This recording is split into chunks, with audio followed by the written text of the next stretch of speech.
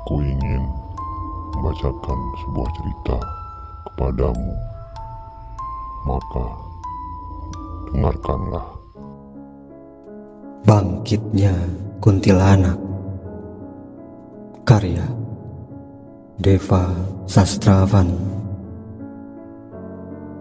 Chapter 3. Geger mayat Dewi.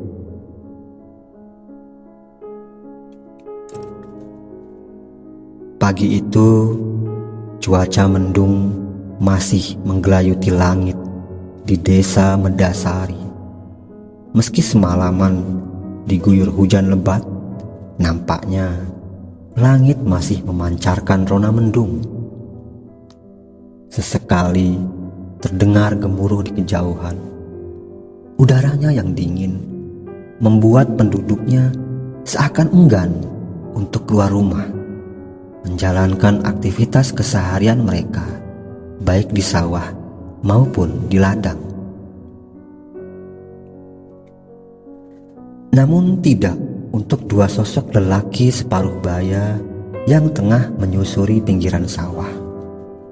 Yang seorang mengenakan baju batik dengan celana pendek berwarna kecoklatan, sedangkan seorang lagi mengenakan baju kotak-kotak bercelana hitam.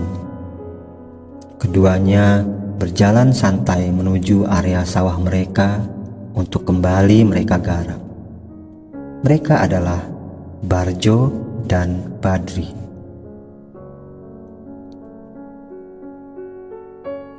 Jo, mambengiku aku gak iso turu. Omahku bocor parah. Kepeksa anak lan bojoku turu nang ngarepan. Udan kok sewengi tenanan. Ora liren-liren. Heran aku. Ora biasa-biasane koyo ngono, kata Badri. Malah ning omahku banjir kabeh. Akhire sewengi ora turu. Sakjane aku ya bersyukur. Wis suwe kan desa iki gak ono udan. Tenane bersyukur lho. Tapi kok yo udan ora liren-liren tekan esuk. Barjo menimpali. Barjo dan Badri terus melangkah menyusuri pematang sawah. Tidak jauh di depan mereka terdapat sebuah gubuk. Sebuah gubuk kecil yang biasa dipakai para petani untuk beristirahat, melepaskan penat setelah bekerja di sawah. Sepanjang perjalanan mereka tidak menjumpai seorang pun di jalan. Jalanan sendiri, tanahnya yang sudah retak-retak karena lama tidak tersiram hujan, kali ini tampak becek di sana-sini. Tiba-tiba Barjo menatap tajam lurus ke depan, ke arah gubuk di tengah sawah itu. Kemudian menepuk pundak temannya Badri. Kamu lihat enggak? Itu seperti kaki yang sedang menggantung. Kira-kira siapa ya? Badri yang penasaran kemudian memusatkan perhatiannya ke arah yang ditunjuk oleh Barjo. Iya Jo, itu memang kaki orang yang menggantung. Siapa ya? Tapi kok kalau dilihat-lihat seperti kaki perempuan, jawab Badri. Yuk kita lihat siapa yang tertidur di sana. Jangan-jangan malah maling yang habis pulang dari maling terus ketiduran di gubuk itu. Tapi masa iya maling kok perempuan? Sudahlah, kita lihat saja dulu. Akhirnya Barjo dan Badri bergegas berjalan cepat menuju gubuk yang berada di tengah sawah. Sesampainya mereka di gubuk tersebut, mereka sontak kaget, bukan alang kepalang. Bagaimana tidak? Karena ternyata sosok yang ada di dalam gubuk itu bukanlah seseorang yang sedang tidur, melainkan sesosok mayat. Ya, mayat perempuan. Sesosok mayat perempuan yang dipenuhi lumuran darah yang mengering. Astagfirullah. Iku mayat, Jo. Dudu wong keturunan. Innalillahi wa inna ilaihi rajiun. Mayate sapa yo? Dengan takut-takut keduanya berjalan mendekat. Diperhatikannya wajah mayat yang terbujur kaku itu. Dan mereka sangat terkejut karena ternyata mereka mengenali siapa sosok mayat perempuan itu. Tidak lain adalah Dewi, anak dari tetangga mereka sendiri, yaitu anak Pak Purnomo dan Bu Sari. Ayo, kita kembali ke desa. Kita laporkan kepada Pak Purnomo dan Pak RT Mangun. Iya, ayo. Keduanya lalu berlari dengan cepat. Sesekali mereka nyaris terpeleset karena licinnya jalanan yang becek. Kedua lelaki tersebut sampai lebih dahulu ke rumah Pak RT mereka yang bernama Pak Mangun. Barjo lalu mengetuk pintunya. Assalamualaikum. Beberapa kali Barjo mengucapkan salam. Barulah keluar seorang lelaki dengan perawakan tegap dan berkumis tebal. Loh, kamu Barjo? Badri, ada apa ini? Kalian seperti habis berlari. Kalian dari mana? Badri yang menjawab. Begini loh Pak Mangun. Tadi itu saya sama Barjo mau berangkat ke sawah. Terus kami lihat ada kaki yang menjuntai di gubuk tengah sawah, Pak. Lalu kami dekati.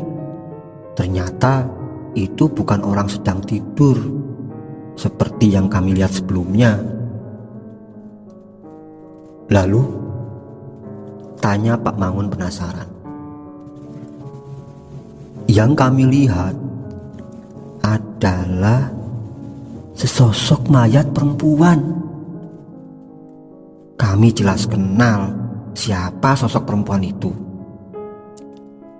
Siapa? Tanya Pak Mangun. Dewi. Dewi, Pak. Dewi Anggra ini. Itu loh, anaknya Pak Purnomo dan Bu Sari. Innalillahi wa inna ilaihi rajiun. Lah, kalian sudah ke rumahnya Pak Purnomo? Belum, Pak.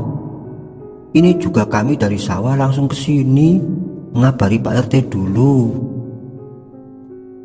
Ya sudah, kalau begitu mari kita sama-sama ke rumah Pak Purnomo. Tapi sebentar, saya salin baju dulu. Pak Mangun lalu masuk ke dalam mengganti pakaian, dan mereka bertiga pun bergegas ke rumah Pak Purnomo.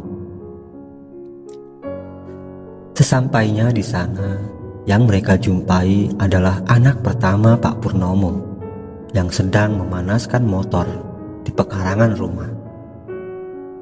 Assalamualaikum, kata Pak RT Mangun. Waalaikumsalam. Ada Pak RT Mangun, Kang Barjo, Kang Badri. Ada apa ini bertiga? Gak biasanya Mau kemana? Barjo lantas berkata, justru kami bertiga memang sengaja ingin kesini. Dewo menatap Pak Mangun. Kelihatannya ada hal yang serius ini Pak RT. Mari, silakan duduk dulu. Nanti saya panggilkan Devi untuk membuatkan minuman. Sebelum Dewo beranjak ke dalam untuk memanggil Devi, tangannya keburu disambar oleh Pak RT Mangun dan ia berkata, "Gak usah, kami kesini mau mengabarkan kabar duka untuk keluarga kamu." Sadewo memandang Pak RT dengan pandangan bingung. Kabar duka? Maksud Pak Mangun ini apa ya? Begini loh Dewo, tadi Barjo dan Badri berlari-lari ke rumah. Katanya mereka dari sawah. Mereka mengatakan melihat ada sesosok mayat tergeletak di kubukan tengah sawah. Menurut mereka, sosok itu adalah Dewi, adikmu. Astagfirullah. Barjo, Badri, kalian jangan main-main ya. Adikku itu saat ini masih dalam perjalanan. Dan rencananya pagi ini atau siang ini sampai ke sini mau pulang. Sadewo menatap wajah Badri dan Barjo dengan tatapan marah. Badri yang melihat gelagat tidak enak itu segera berkata, "Sabar dulu Dewo, lebih baik sekarang kita sama-sama menuju ke area sawah untuk memastikan bahwa memang mayat yang kami temukan di sana adalah adik kamu atau bukan. Tetapi menurut kami berdua, yang kami lihat memang ya adikmu. Bagaimana kami tidak kenal? Lawang kami tahu kamu dan adikmu Dewi sejak kecil sampai sekarang kalian dewasa. Kami sangat hafal wajahnya." "Baiklah," kata Dewo. "Mari kita sekarang berangkat ke sana." Dari dalam, Devi yang mendengar suara ramai di depan rumah lalu keluar. "Ono apa to iki?" "Udah Vi, kamu di rumah aja. Mas tinggal sebentar. Gak lama, nanti Mas kembali." Kemudian Dewo, Pak RT Mangun, Badri, dan Barjo. Maka mereka berempat bergegas menuju pesawahan tempat mereka melihat mayat Dewi. Sesampainya di lokasi, Sadewo yang menyaksikan mayat di hadapannya hanya bisa tertegun, tidak percaya. Bagaimana mungkin adiknya bisa menjadi mayat di tengah persawahan seperti ini? Padahal semalam sekitar pukul 1 ia masih sempat berbicara dengan adiknya di telepon. Dan adiknya mengatakan bahwa hari ini akan pulang. Pak Mangun lalu menatap Sadewo dan berkata,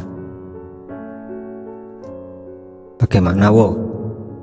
Yakin kamu sekarang kalau memang yang ditemukan oleh Badri dan Barjo ini adalah benar adikmu?" Dewo hanya mengangguk lemah, tak tahu harus berkata apa lagi. Kemudian Pak RT Mangun berkata pada Badri, Kamu kesana ke tempat Mbok Sinah. Itu rumahnya, kan dekat dari sini.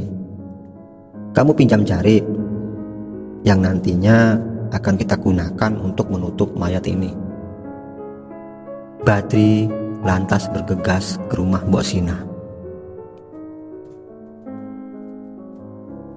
Ulun wun, Mbok Sinah. Pintu terbuka. Seorang wanita tua lantas keluar. Kamu Badri toh? Ada apa ya pagi-pagi begini? Begini Mbok, saya diminta Pak RT Mangun untuk meminjam jarik sama si Mbok. Jarik? Kanggo apa toh? Kata Mbok Sinah heran. Iya, jarik. Katanya untuk dipakai menutupi mayat yang ada di gubuk tengah sawah. Elah dalah, mayat sopo to iku? Iku lho Mbok, mayat Dewi, adine Sadewo, anake Pak Purnomo. Innalillahi wa inna ilaihi rajiun, kata Mbok Sinah. Ya wis, tunggu sebentar, aku ambilkan jariknya. Tak lama Mbok Sinah keluar. Ini aku beri 2 potong. Sudah, tidak usah dikembalikan, dipakai saja. Terima kasih Mbok, kata Badri yang lantas kembali bergegas menuju persawahan. Pak RT kemudian menutupi mayat Dewi dengan jarik pemberian Mbok Sinah. Ditatapnya Sadewo. Wo, kamu telepon kepolisian sekarang. Katakan kejadian sebenarnya yang terjadi di sini. Ya Pak, kata Sadewo. Kemudian Sadewo menelpon pihak kepolisian. Tak lama kemudian pihak kepolisian datang, kemudian membawa mayat Dewi ke rumah sakit untuk diotopsi. Sementara di rumah Pak Purnomo, warga sudah banyak yang datang untuk melayat. Di ruangan tengah, Bu Sari tak henti-hentinya menangis. Devi sendiri hanya bisa memeluk ibunya dan tak bisa berkata apa-apa. Wis tak kandani, kan membengi Vi. Perasaan ibu ora enak, ora tenang.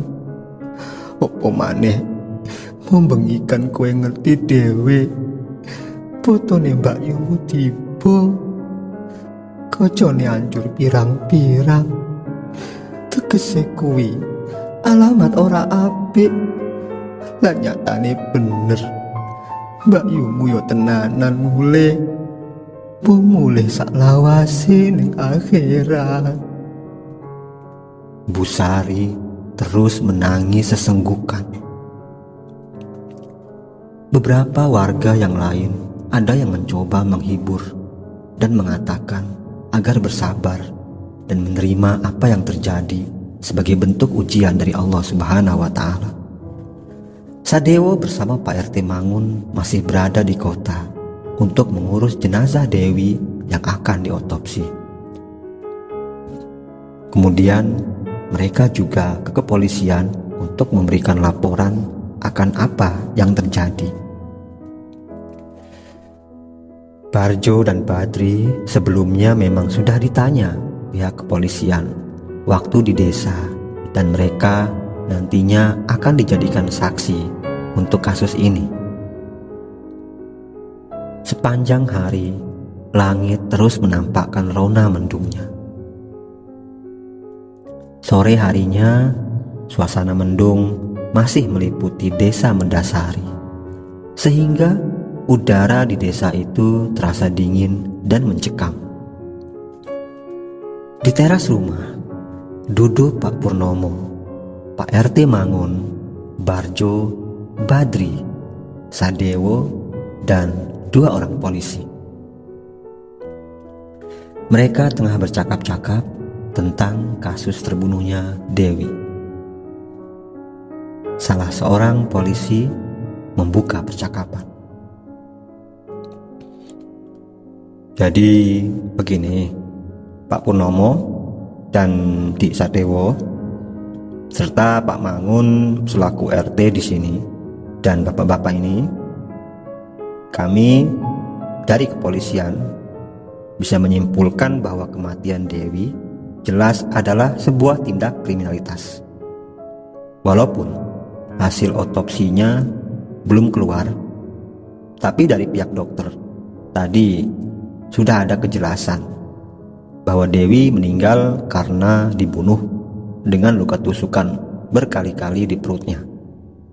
Dan sebelum dibunuh, menurut dokter lagi, Dewi sempat diperkosa. Tampaknya dia diperkosa tidak oleh 1 orang saja, tetapi oleh beberapa orang.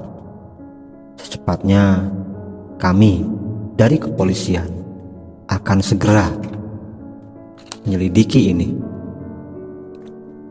Beberapa tim penyidik sudah turun di lapangan untuk mencari informasi. Itu saja yang bisa kami laporkan untuk sementara. Dari dalam muncul Devi yang membawa nampan berisi beberapa gelas kopi dan teh serta makanan, lalu ditaruhnya di meja. Silakan dinikmati hidangan ala kadarnya. Saya selaku anak dari Pak Purnomo serta kakak dari almarhumah Dewi, sebelumnya mengucapkan banyak-banyak terima kasih kepada bapak-bapak sekalian dan khususnya kepada bapak dari kepolisian yang sudah banyak membantu untuk menyelidiki kasus ini. Saya sangat berharap agar kasus ini benar-benar bisa dipecahkan dan pelakunya bisa tertangkap. Karena kalau tidak, saya khawatir nantinya bisa saja ada korban-korban baru. Seorang polisi yang lain berkata, "Iya, Dik Sadewo, kami memang akan menyelidiki kasus ini sampai tuntas, sampai pelaku-pelakunya benar-benar tertangkap. Karena tindakan keji seperti ini tidak bisa kita biarkan dan harus ditindak tegas. Kami cukup optimis bahwa kami akan menemukan pelakunya dalam waktu dekat. Karena dari tim penyelidik di lapangan, kami sudah mengumpulkan cukup banyak bukti. Ya, mudah-mudahan secepatnya kami bisa kabari perkembangan kasus ini kepada warga desa Mendasari."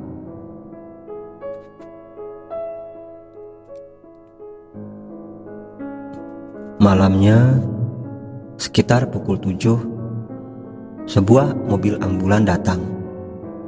Ada beberapa orang polisi yang ikut mengawal mobil ambulan tersebut. Berhenti tepat di depan rumah Pak Purnomo. Dari dalam mobil, dikeluarkanlah jenazah Dewi yang sudah diotopsi oleh pihak kedokteran. Beberapa warga yang masih berada di rumah Pak Purnomo ikut membantu menggotong jasad Dewi untuk dibawa masuk ke dalam rumah. Mereka meletakkan jenazah Dewi di ruang tengah. Kemudian sopir ambulan dan beberapa polisi yang mengawal tadi berpamitan kepada Sadewo. Malam itu di rumah Pak Purnomo jadi ramai sekali. Di teras, beberapa orang laki-laki berkumpul. Sedang di ruang tengah, tampak beberapa muda-mudi remaja sedang membacakan surat Yasin di sekeliling jenazah Dewi. Di sisi lain, beberapa ibu-ibu merangkai bunga, dan sebagiannya lagi ada yang di dapur, sekedar membuat makanan ringan untuk warga yang kumpul di rumah Pak Purnomo. Semakin malam, Satu persatu warga berpamitan. Hanya tinggal beberapa orang saja, itu pun tetangga dekat mereka. Barjo dan Badri duduk di teras. Mereka memang berniat untuk tidak tidur malam ini, berjaga di depan menemani Pak Purnomo dan Sadewo yang juga belum tidur. Sementara Bu Sari, kondisi badannya sedikit ngedrop karena shock atas kematian putrinya. Maka ia lebih memilih untuk beristirahat di kamar. Devi membantu beberapa ibu-ibu di dapur melanjutkan membuat makanan ringan, karena walaupun beberapa warga sudah pulang, selalu saja ada tamu-tamu yang datang. Biasanya dari desa tetangga yang memang kenal dekat dengan keluarga Pak Purnomo, maupun beberapa teman-teman kerja Sadewo. Menjelang pukul 11 malam, Devi sudah mulai mengantuk dan ia berpamitan kepada ibu-ibu yang ada di dapur untuk masuk ke dalam dan beristirahat. Sebagaimana biasanya, sebelum tidur, ia akan menunaikan sholat Isya. Bergegas, ia mengambil air wudhu, kemudian ke kamar, mengenakan mukena dan sholat. Usai sholat, Devi merapikan mukenanya dan bersiap berbaring di kasur untuk tidur. Namun, tiba-tiba ia beranjak bangun. Karena lamat-lamat, ia mendengar suara tangisan di balik tembok kamarnya. Suara itu terdengar tepat dari balik jendela kamar yang mengarah keluar. Dengan perasaan was-was dan penuh kehati-hatian, Devi bertanya, "Siapa ya?" Tidak ada jawaban. Siapa itu yang di balik jendela? Hening. Tak lagi terdengar suara tangisan. Namun kali ini yang didengarnya justru seperti suara seseorang memanggil namanya. Lirih, jauh.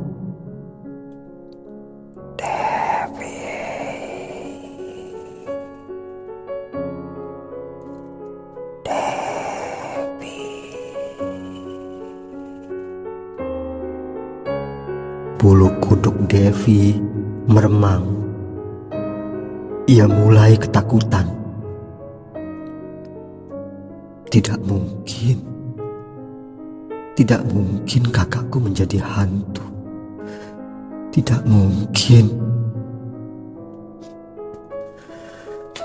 Devi berusaha membuang jauh-jauh pikiran buruk itu dari bayangannya.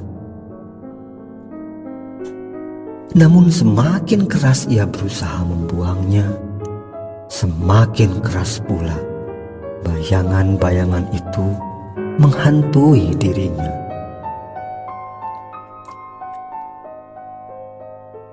Devi,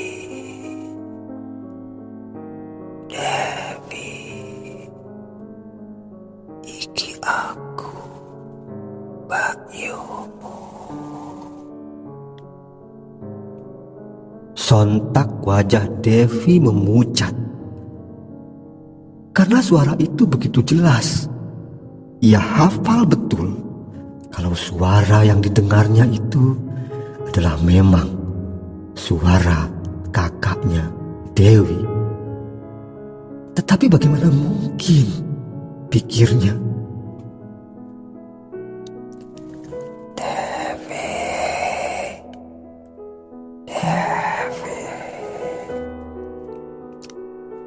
Devi hanya terduduk di kasurnya dengan tegang. Keringat dingin mengucur deras di tengkuknya. Ia menggigil. Rasa takut benar-benar sudah melingkupi hatinya. Tiba-tiba lampu di kamar mengerjap-ngerjap seperti lampu yang mau putus. Devi lalu bergumam, Pergilah. Kamu bukan kakakku. Gak mungkin kakakku jadi hantu. Pergi, jangan ganggu aku. Baru saja Devi selesai menggumamkan kata-katanya itu, lampu di kamarnya seketika padam. Devi terpekik, kaget bukan buatan. Ia menutupi wajahnya dengan kedua tangannya. Ia benar-benar merasa sangat takut, dan dia merasa ada sesosok bayangan yang berdiri di dalam ruangan kamarnya yang gelap gulita itu. Suara yang memanggil namanya itu kembali terdengar, namun kali ini lebih dekat di telinganya. Devi, iki aku Pak Yomo. Dewi. Refleks Devi menurunkan tangannya dan menoleh ke arah suara di telinga kirinya. Dalam keadaan remang karena gelap, ia masih bisa melihat bayangan itu dengan jelas. Wajah yang begitu dekat dengan wajahnya, wajah yang ia kenal betul. Wajah itu adalah wajah kakaknya. Tapi wajah itu tampak pucat dan kedua matanya bolong. Devi langsung teriak keras, "Mas Dewo!" Seketika lampu di ruangan kamarnya kembali menyala. Sosok menakutkan itu lenyap begitu saja. Sadewo yang mendengar teriakan adiknya menjadi kaget dan langsung berdiri berpamitan pada tamu teman-temannya, berjalan cepat menuju kamarnya. Dibukanya pintu dan ia lihat adiknya sedang duduk di atas ranjangnya dengan keringat yang mengucur deras. "Kamu kenapa, Tode?" Terang lampu kamar yang baru menyala itu membuat Devi kembali kepada kesadarannya. Dia tersenyum kepada kakaknya. Enggak ada apa-apa. Enggak ada apa-apa, Mas. Aku cuma mimpi buruk.